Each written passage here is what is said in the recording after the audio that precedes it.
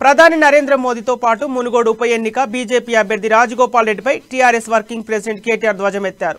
TRS party అభ్యర్థి Kusukuntla Prabhakar Reddy nomination దాఖలు చేసిన సందర్భంగా ఏర్పాటు చేసిన ర్యాలీలో కేటీఆర్ పాల్గొన్నారు. చేనేత మీద పన్ను విధించిన మొట్టమొదటి ప్రధానమంత్రి మోదీ అని తెలిపారు. చేనేతకు మరణ శాసనం రాసింది మోదీ అని అన్నారు.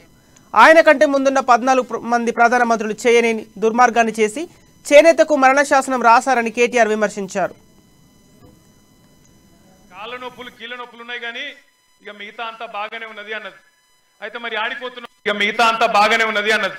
అయితే మరి ఆడిపాకరెడ్డిని గెలిపించేందుకు మునుగోడు ప్రజల ఆశీర్వాదం అడిగేందుకు పోతున్నా ర్యాలీ పెట్టిన మనోళ్ళు పోతున్నా అంటే మంచిగా పోయిరా తప్పకుండా గెలుస్తారు. కానీ ఒక ముచ్చట చెప్పు, అక్కడ ఉండే ఆడబిడ్డలకు అక్కడ ఉండే అన్నదమ్ములకు ఒక ముచ్చట చెప్పు అన్నది.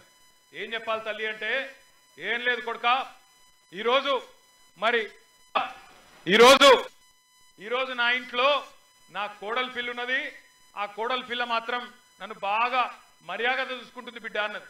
ఎందుకవ్వా అంటే తెల్లారు లేవంగానే అడుగుతుంది, అత్తమ్మ కాఫీ తాగుతావా చాయ్ తాగుతావా అంటుంది, గోళీలు టైంకి వేసుకుంటున్నావా అంటున్నది.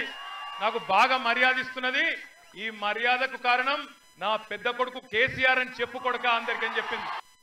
నా పెద్ద కొడుకు కేసీఆర్ అని చెప్పు కొడక అందరికని చెప్పింది. పేదింటి పెద్దమ్మ